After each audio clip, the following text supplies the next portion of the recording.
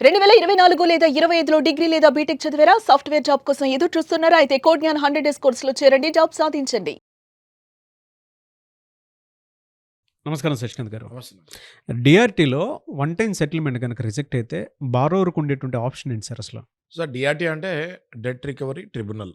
So హ్మ్. ఇంకా common man కూడా అర్థమయ్యేటట్టు మాట్లాడాలి అంటే ఇళ్ళ మీద మార్ట్‌గేజ్ లోన్స్ తీసుకుంటాము. లేదంటే ఇల్లు కొనాలంటే హోమ్ లోన్ తీసుకుంటాము. హ్మ్. ఎప్పుడైతే ఈ తాకట్టులో పెట్టిన ఇల్లు లేదా ఇల్లు కొనేటప్పుడు లోన్ తీసుకుంటామో ఇవి హోమ్ లోన్స్, మార్ట్‌గేజ్ లోన్స్ అంటారు. ఇవన్నీ కూడా డిఆర్టీ కిందకొస్తాయి. Debt hmm. Recovery tribunal. ఇందులో ఒక యాక్ట్ ఉంటుంది. సివిల్ కోర్ట్ కాదండి ఇది. This is a tribunal. Okay. బ్యాంక్స్‌కి ప్లస్ బ్యాంక్‌లో అప్పు చేస్తున్న వాళ్ళకి సంబంధం అనమాట. ఫాస్ట్‌గా రిజల్ట్ వస్తది. ఓకే. ఇది ఫాస్ట్ ట్రాక్ కోర్ట్స్ లాగా ఇది. ఓకే. ఇందులో సర్ఫేసీ యాక్ట్ అని ఒకటుంటుందండి. సర్ఫేసీ అంటే securitisation and restructuring of financial assets and enforcement on security interest. అంటే ఏదైతే మనం లోన్ తీసుకుంటామో ఇంటి మీద ఆర్ ఇల్లు కొనుక్కుంటానికి దాన్ని సెక్యూరిటైజేషన్ చేసుకుంటారు. ఈ సర్ఫేసీ యాక్ట్ అన్నది చాలా powerful act when it comes to recovery of money from the clients. Similarly for taking stay from the banks. అంటే ఎప్పుడైతే బ్యాంకు వాళ్ళు కొన్ని వయలేషన్స్ చేస్తారో బ్యాంక్ వాళ్ళు ఏం చేయాలి నాగరాజు గారు, ఇల్లు జప్తు చేసుకునే ముందు కొన్ని రూల్స్ ఫాలో అవ్వాలి.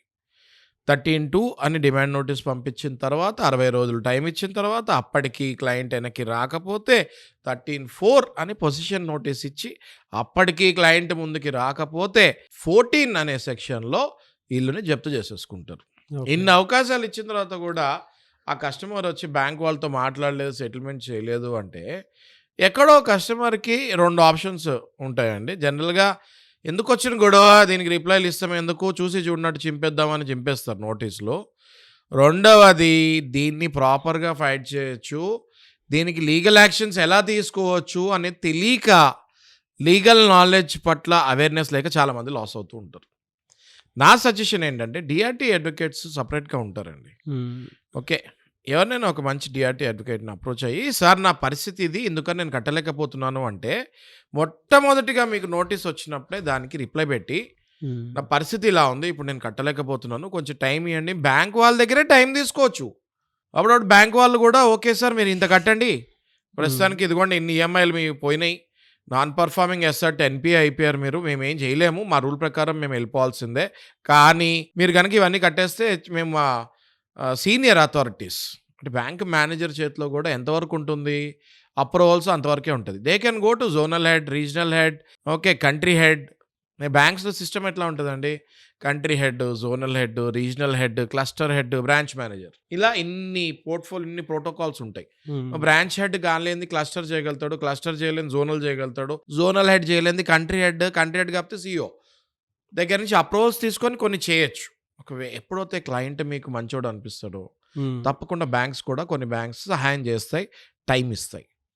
బ్యాంకులు మీ మాట వినట్లేదు, రౌడీల్లాగా గుండాల్లాగా బిహేవ్ చేస్తున్నారు అన్నప్పుడు తప్పకుండా మీరు కోర్టుకెళ్ళి వాళ్ళు చేసిన వయలేషన్స్ ఏంటి అని చెప్పి స్టే తీసుకొని మీ ఇల్లు ఆక్షన్కి వెళ్ళకుండా మీరు కాపాడుకోవచ్చు.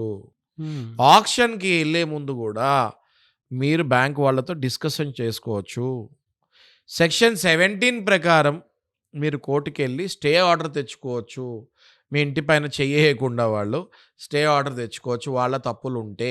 మరి మీ తప్పులున్నా కూడా స్టే ఆర్డర్ తెచ్చుకోవచ్చు. హ్మ్. కానీ దానికి కొన్ని కంప్లెయిన్సెస్ చేయాలి. అంటే కంప్లెయిన్సెస్ అంటే ఏదో కోర్టు వారు చెప్తారు, ఈ టైంలోపు ఇంత కట్టు, అట్లీస్ట్ మరి కడతావా నేను స్టే ఇస్తాను అంటే. కడతాను అంటే స్టే ఏదో కొంచెం అమౌంట్ కట్టి స్టే తెచ్చుకొని ఇల్లు మన చేతి నుంచి జారిపోకుండా మీరు మీ ఇంటిని మీరు, మీ కలల ఇంటిని మీరు కాపాడుకోవచ్చు. చాలామందికి ఇది తెలియక ఇల్లు ఆక్షన్స్‌కి వెళ్ళిపోతాయి నాగరాజు గారు.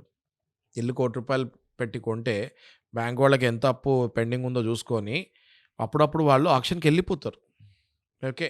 అంటే ప్రిన్సిపల్స్ ఆఫ్ న్యాచురల్ జస్టిస్ అని ఒకటి ఉంటుంది నాగరాజు గారు. ప్రతి కేసులో ఉంటుంది అది. కేవలం ఈ కేస్ అని అంటే న్యాచురల్ జస్టిస్ అంటే ఏంటి? ₹1,00,00,000 విలువైనది నువ్వు ₹1,00,00,000కే అమ్మాలి తప్ప, నీకు అప్పు తీరాలి గదా, నీకు అప్పు ఓన్లీ 70,00,000 ఉంది కదా, ఆ ఇంటిని 70,00,000కే అమ్మకూడదు. ఇవన్నీ ఒక బారోవర్‌కి ఐడియా ఉండదు. హ్మ్.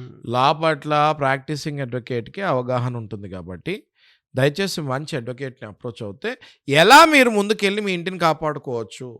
ఇప్పుడు అపీల్స్కి వెళ్ళచ్చు, వన్ టైం సెటిల్మెంట్స్ ఆప్షన్ ఇవ్వచ్చు. వన్ టైం సెటిల్మెంట్ ఆప్షన్స్ చాలా మటుకు క్లిక్ అవుతాయి.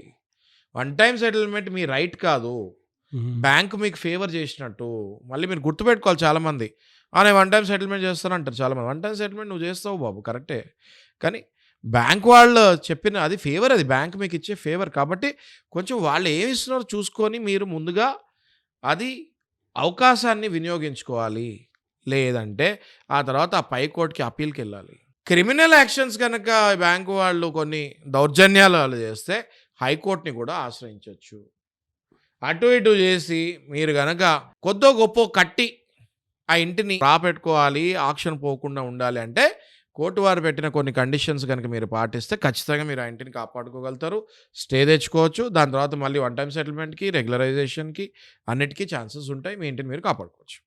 Very good sir. Thank you అండి. Thank you so much Sashikanth గారు. Thank you.